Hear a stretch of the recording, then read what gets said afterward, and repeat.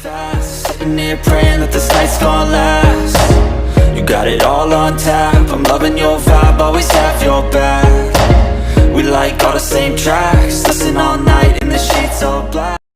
Halo semua, salam sejahtera Malaysia. Selamat datang ke channel Fels Lifestyle. Tuan-tuan dan puan, sebelum ini ada yang menyebut Menteri Besar Kedah, yaitu Muhammad Sanusi, akan dikenakan tindakan undang-undang sehingga boleh dipenjara. Berkaitan dengan isu REE, berkaitan juga dengan isu ataupun kes hasutan Sanusi. Nah, saudara-saudara yang amat dihormati, bagi saya, siapapun juga pemimpin politik yang sudah terlibat dengan kes hasutan perlu dikenakan tindakan undang-undang sekiranya bersalah. Kalau tidak, ini boleh menjadi ikutan pada masa akan datang. Bayangkan kalau ini menjadi ikutan kepada kepimpinan politik masa akan datang. Apakah akan terjadi kepada negara Malaysia? Nah, saudara-saudara, satu perkongsian daripada Malaysia kini yang mengejutkan. Kes hasutan Sanusi bukan rumit, boleh dibicara di Mahkamah Session. Pihak pendakwaan berhujah tidak ada keperluan untuk memindahkan kes hasutan Menteri Besar Kedah Muhammad Sanusi dari Mahkamah Session Selayang ke Mahkamah Tinggi Shah Alam kerana ia tidak melibatkan isu perundangan yang rumit. Imbalan pendakwa raya, Masri Muhammad Daud berkata dalam afidavit untuk membantah permohonan pemimpin PAS itu supaya kes hasutannya dibicarakan di Mahkamah Tinggi. Kes ini tidak melibatkan isu undang-undang yang rumit, kompleks atau luar biasa yang memerlukan perbicaraan di Mahkamah Tinggi. Terdapat banyak duluan undang-undang yang ditetapkan oleh Mahkamah Tinggi berhubung isu Akta Hasutan 1948, Akta 15. Hakim Mahkamah Session yang arif adalah kompeten dan berwibawa untuk mengetuai kes jenayah dalam bidang kuasa Mahkamah Session, termasuk kes di bawah Akta 15 yang didakwa oleh pemohon, itu Sanusi, kata Masri dalam afidavit yang difailkan di Mahkamah Tinggi bertarik 23 Januari. Sanusi pada Julai tahun lalu dihadapkan ke Mahkamah Session dan memohon untuk dibicarakan atas dua pertuduhan menghasut berhubung isu pelantikan Menteri Besar Selangor dan penubuhan kerajaan perpaduan dalam satu ceramah politik. Adun Jeneri itu didakwa telah menyebut perkataan menghasut di Simpang 4 Taman Selayang, Mutiara Kampung Bendahara, Gombak dekat KL pada jam 11 malam 11 Julai tahun lepas. Kedua-dua pertuduhan mengikut Seksyen 4 dalam kurungan 1 dalam kurungan B Akta Hasutan 1948 yang boleh dihukum mengikut Seksyen 4 dalam kurungan 1. Akta yang sama membawa hukuman denda sehingga RM5.000 atau penjara maksimum 3 tahun atau kedua-duanya jika sabit kesalahan. Apa komen Anda, saudara-saudara? Sekian saja, teruskan bersama di dalam channel ini untuk info yang seterusnya. Halo semua, salam sejahtera Malaysia. Selamat datang ke channel Fels Lifestyle. Info padu, info hangat disediakan di dalam channel ini. Saudara-saudara, kita dikejutkan dengan satu berita di mana terdapat perhimpunan di hadapan Istana Negara. Kononnya, perhimpunan ini adalah untuk memboikot kerajaan perpaduan yang dikatakan untuk menjatuhkan kerajaan pimpinan Datuk Seri Anwar Ibrahim. Dan tidak mengejutkan rasanya, di dalam 1.000, kira-kira 1.000 orang itu, yang paling dikenali tidak lain dan tidak bukan, yaitu Tun Dr. Mahathir Mohamad. Nah, dalam satu perkongsian daripada Syabuddin Husin, berhimpun di depan istana untuk rebut kuasa hanya kerja buang masa. Nah, saudara-saudara, tuan-tuan dan puan yang amat dihormati, sebelum ini Baginda yang di Pertuan Agong sudah bertitah tidak mahu campur berkaitan dengan politik. Tetapi kenapa di akhir-akhir pemerintahan Baginda yang di Pertuan Agong Al-Sultan Abdullah Riayatuddin Al-Mustafa Billah Shah, kenapa mereka ini yang berhimpun di hadapan Istana Negara ini seolah-olah tak faham Saya sendiri menolak perkara ini, saudara-saudara. Anda boleh komen di bawah sekiranya Anda juga menolak berkaitan dengan himpunan di hadapan Istana Negara. Dalam perkongsian ini, hanya kira-kira seminggu lagi sebelum Al-Sultan Abdullah Riayatuddin Al-Mustafa Billah Shah menamatkan tempoh pemerintahan Baginda selaku yang di-Pertuan Agong, suatu himpunan dengan tema Selamatkan Tanah Air Kita, Suara Rakyat ke Istana Negara, diadakan di depan Istana Negara. Himpunan yang dianjurkan Sekretariat Pembelah Tanah Air mewakili 3 wakil gabungan badan bukan kerajaan itu turut menyerahkan memorandum yang dipercayai mengandungi pelbagai tuntutan membabitkan isu semasa negara kepada yang di-Pertuan Agong. Dipercayai antara tuntutan yang dikemukakan ialah menukar kerajaan dengan gambaran Anwar Ibrahim selaku Perdana Menteri telah gagal.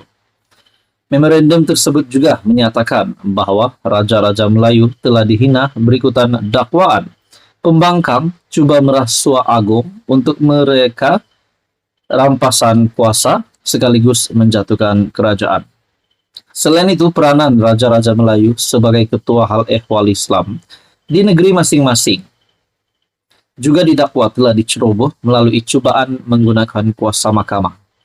Dilaporkan hampir 1.000 orang hadir dalam himpunan tersebut dengan individu yang dikenali ramai yang dilihat bersama hanyalah Tun Mahathir Mohamad seorang saja. Tiada pemimpin pembangkang yang lain kelihatan hadir dalam himpunan tersebut. Nah, menjadi persoalan juga di mana Muhyiddin Yassin, di mana Hamzah Zainuddin, Hadi Awang yang kita dapat lihat juga tidak menyukai tadbiran kerajaan perpaduan yang dipimpin Datuk Seri Anwar Ibrahim.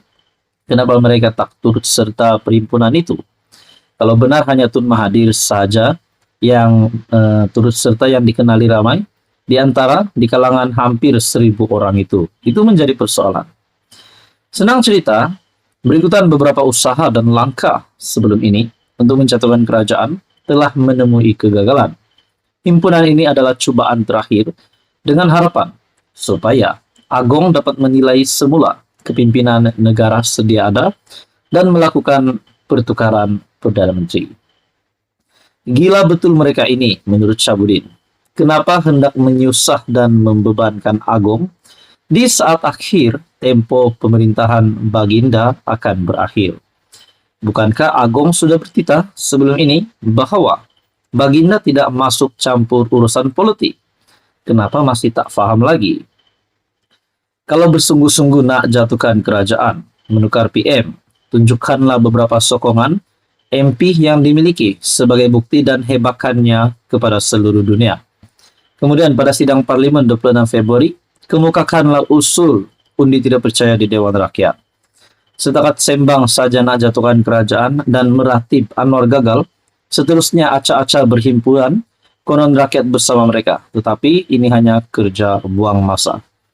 Tambahan lagi, benarkah majoriti rakyat ketika ini tidak selesa, tidak bersama dan menolak kerajaan pimpinan Anwar? Atau hanya keluarga Tun Mahathir dan Tun Daim saja yang ada rasa sedemikian? Sekali lagi ditekankan, semua ini kerja buang masa. Kita sebagai rakyat pula tak usahlah benarkan diri kita terpedaya dengan drama seperti ini. Apa komen Anda? Ini pasti satu kejutan ngeri untuk Tun Dr. Mahathir. Lokman, nasihat Mahathir agar bertenang. Wow, ini satu kejutan lagi untuk Tun Dr. Mahathir Mohamad. Ada yang kata Tun Mahathir sudah tidak relevan lagi. Bahkan selepas saja keputusan pilihan raya umum ke-15, Tun Dr. Mahathir Mohamad ada yang menggesa beliau untuk rehat dari politik, untuk rehat saja dan meluangkan masa lebih banyak bersama keluarga. Tetapi kita dapat lihat sehingga hari ini Tun Dr. Mahathir Mohamad masih saja aktif untuk menghentam kerajaan yang ada hari ini, yaitu Datuk Seri Anwar Ibrahim.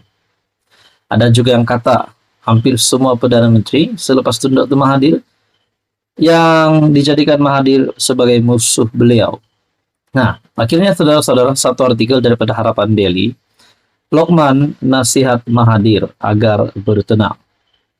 Pengarah komunikasi UMNO Datuk Lokman Nur Adam tampil menasihati bekas Perdana Menteri Tun Dr. Mahathir agar bertenang susulan kenyataan dikeluarkan baru-baru ini. Bekas ahli Parlimen Langkawi mencabar PM Datuk Seri Anwar Ibrahim mengadakan pilihan raya bagi menentukan sokongan rakyat kepada Perdana Menteri ke-10 itu. Mengimbas kembali PRU 15, Lokman mengingatkan Mahathir bahwa Parti Pejuang Tanah Air, Pejuang, tidak langsung memenangi walaupun satu kursi. Alamak, ini satu kejutan lagi untuk Tun Dr. Mahathir. Macam mana kita nak buat tutun? Semua deposit pilihan raya hilang. Tak dapat satu kursi pun. Macam mana kita nak buat? Jadi bertenanglah Tun, itu sahaja. Jangan kelam kabut sangat nak pilihan raya cepat. Tidak ada sebarang jaminan. Kalau diadakan pilihan raya semula, maka Tun punya parti akan menang.